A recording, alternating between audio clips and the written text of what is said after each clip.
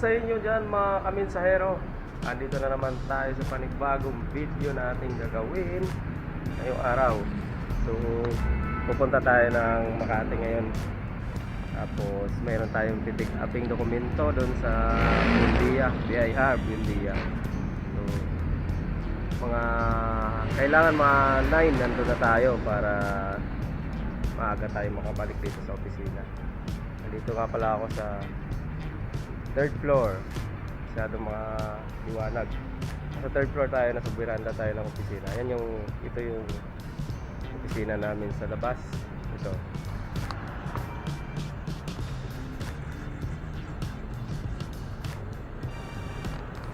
Yan. Yan ang opisina namin.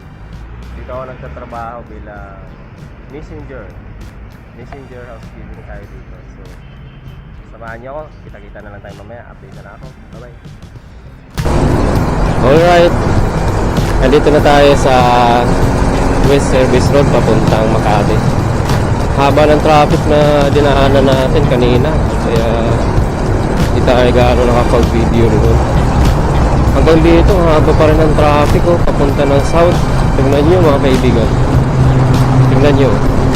Simula pa yun dun kanina sa may intersection ng Sukat hanggang dito wala pa rin putol. Traffic na naman dito. Ano kaya nangyari?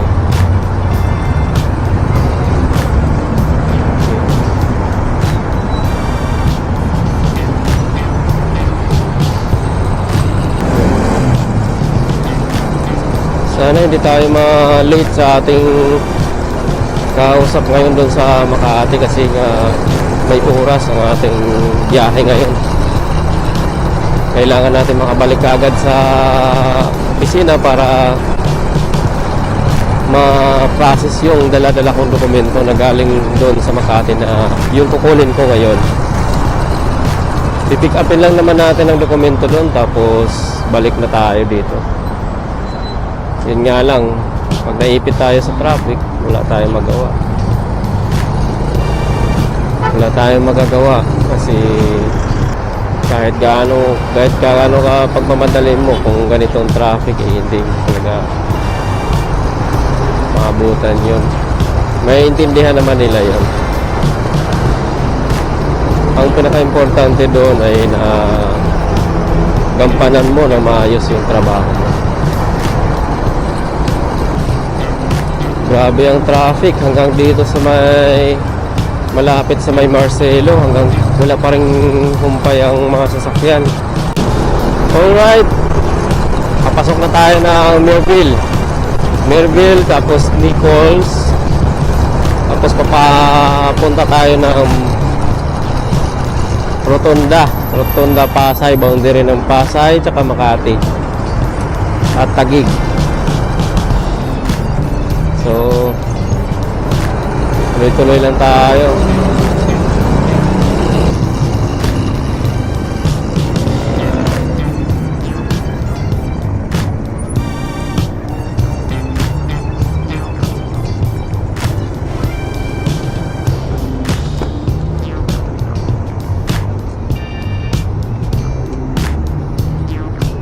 Andito na tayo sa Nichols.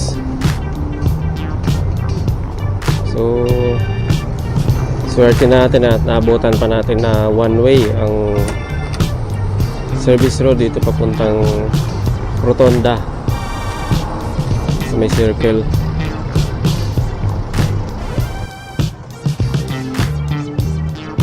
Yun may lumang aeroplano. Sana makita yan ng malinaw sa video. Isusum ko kung kaya kong masum. Kasi hindi pa tayo ganun kagaling sa pag-edit kasi baguhan lang tayo. Ang ganda sana nun kung walang mga harang tapos may makita ka aeroplano na baba dito sa may airport na kasi ito dito. Alright, nakago na. So Nichols pa rin tayo papuntang circle Rotonda Pasay. dito sa may Paliparan. Airport, Ninoy Aquino International Airport. So, ang agenda natin ay kailangan nating makarating bago mag-9 doon sa BIR Makati para maihabol natin yung dokumento kukunin natin mamaya para maibigay din natin doon sa bangko doon sa Paranaque. Ang haba kasi ng traffic na daanan natin doon kanina simula na Sukat hanggang sa may papuntang Bikutan. Grabe ang traffic, tukod na tukod from Sukat to Bikutan, traffic talaga, kaya hindi na ako nakapag-video.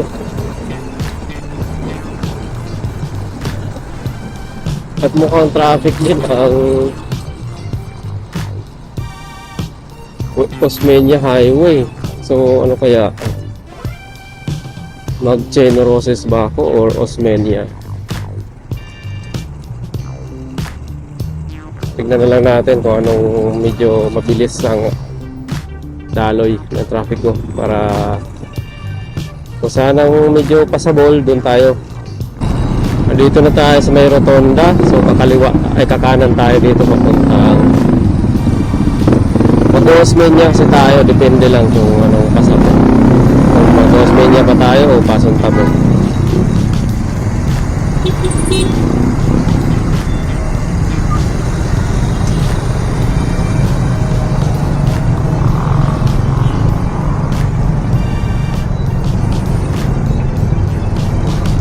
Dito naman sa tulay na ito, sanay naman na ako na traffic lagi dito kasi ano to engaged road ang tawag ba dito, kasi mayroong mga galing sa Pasay, galing sa Makati at galing sa Taguig. So galing pang service road dun sa dinaanan natin. So dito nagkikita-kita ang mga sasakyan, nagpapangabot. So traffic talaga to dito. Bihirang-bihira lang ako dumaan dito na hindi traffic.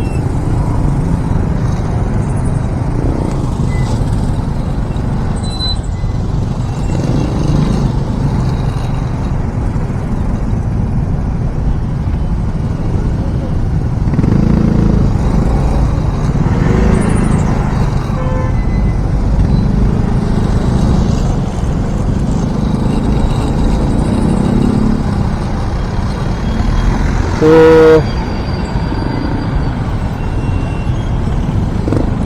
siguro pipiliin kong dumaan sa may Generoses kasi nakikita ko dito sa may Osmeña grabe din ang traffic. Bakit kaya traffic? Umagang-umaga naman. Minsan pag dumadaan ako dyan sa Osmeña pag maaga, hindi naman traffic.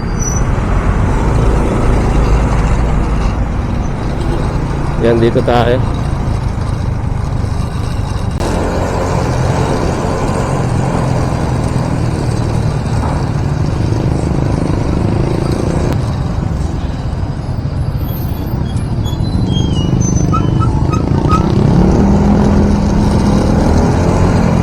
Ayan. Kapag may nakita kayo na dumadaan sa pedestrian, hindi naman siguro kawalan sa inyo ilang segundo na magtigil kapag may nakita kayong dumaan sa pedestrian. Pagbigyan nyo mga dumadaan sa pedestrian kung ito ay kaya naman. Kailangan naman talaga kasi nasa batas naman talaga kapag may pedestrian, kahit na mabilis ang takbo mo, ay kailangan mo mag-slow down kapag may nakita kayong pedestrian, mas lalo na kung ito ay malapit sa school. So kapag kayo ay nakadisgrasya sa pedestrian, ay wala talaga kayong habol doon. Talo lagi kayo kasi pedestrian yun, may karapatan silang dumaan doon kasi ginawa yan para sa mga taong tatawid. So ingat mga paps, ride safe palagi. Okay, andito na tayo sa may EDSA pa. EDSA Tunnel flyover papasok ng Pasong Tamo Chinorosis. So nasa Makati na tayo.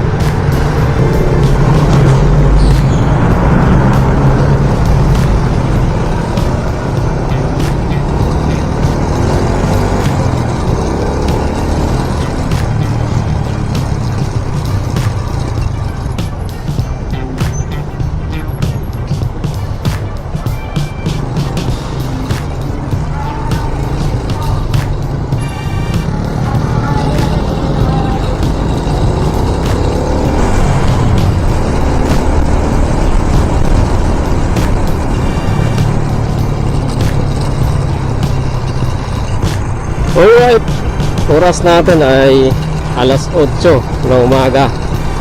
So, andito na tayo sa Makati. At yun na nga, makakarating tayo sa call time natin na 9 AM. So, congrats ka agad, advance sa atin kasi nakakarating tayo ng maaga dito na Matiwasay sa Makati.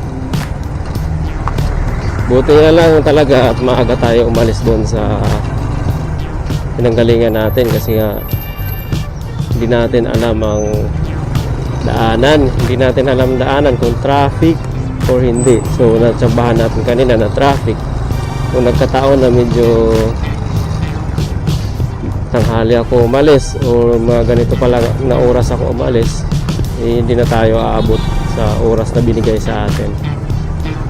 So yun na, nandito na tayo sa may Walter Mart Makati.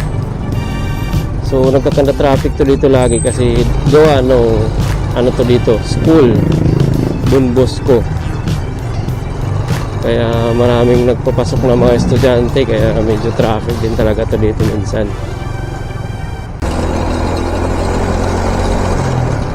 Amorsolo na tayo, Amorsolo Makati. So ingat-ingat lang tayo dito kasi nga Makati ito.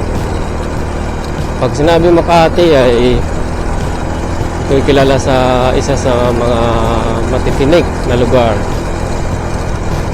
Dito sa loob ng Makati ay maraming one way, kaya ingat-ingat po tayo sa mga baguhan dyan dito sa Makati. Huwag kayo basta-basta pasok ng pasok, kahit kailangan tignan nyo muna, ugaliin natin na magbasa para alam natin kung ano yung mga pinapasok natin, kung one way ba yon or two way. Kadalasan kasi dito sa Makati ay one way ang daanan. Kahit nakita mo na dun sa kabila na yung hindi ka pwedeng rumekta na liko kagad. Kailangan mo sundin yung daloy ng trafiko. Alright, andito na tayo sa may Malugay. So malapit na tayo sa BIR. Diyan lang sa unahan, diyan lang sa unahan.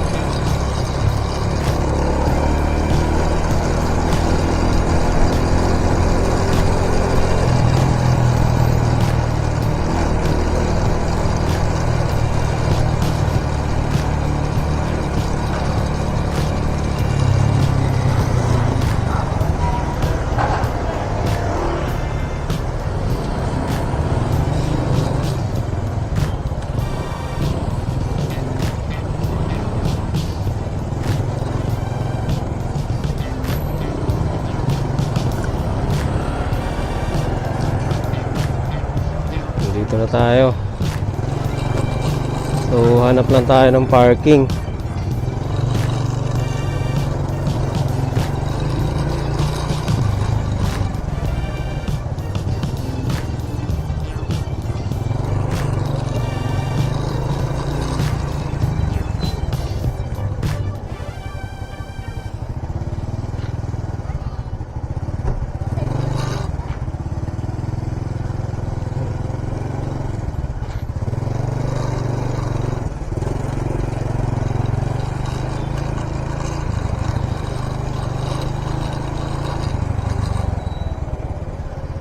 Yun.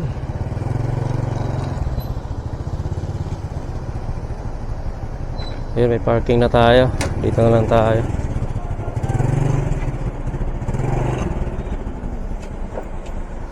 A few moments later. Yun, dito na tayo sa Makati BIR at nakarating tayo sa oras na 8:22. So nakarating tayo sa alas 9 na binigay sa atin na oras. So update ko na lang kayo mamaya kapag nakuha ko na yung dokumento. Pakita ko na lang sa inyo yung pupuntahan ko na aakyatan ko. Ito nga pala. Ito. Yan. Yan yung building na yan. So maraming salamat. Update ko na lang kayo pag nakuha ko na yung dokumento. Bye. Ito tayo hanggang gate.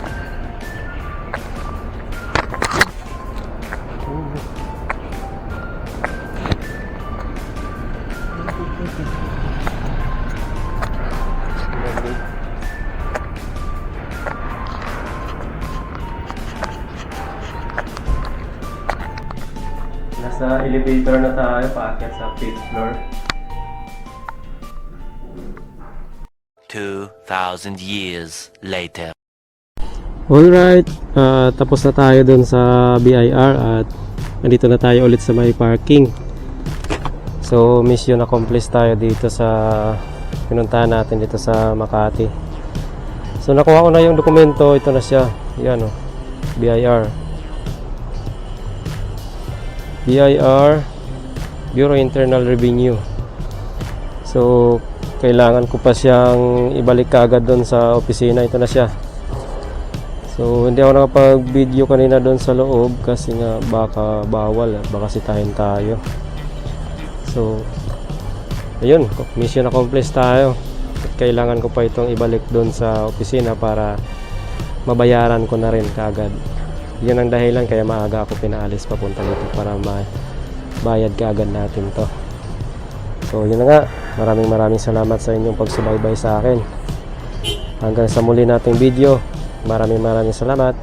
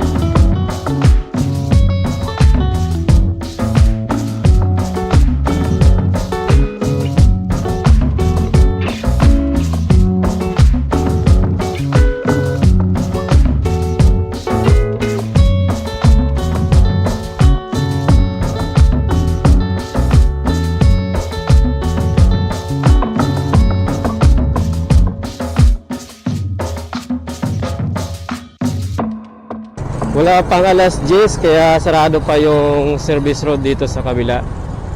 Yung West Service Road ay one way pa po yan hanggang alas 10 ng umaga. Sa mga hindi nakakaalam, ang West Service Road po dito sa may papuntang Rotunda, pag galing ikaw ng mga Paranaque, ay one way pa po yan hanggang alas 10 na umaga.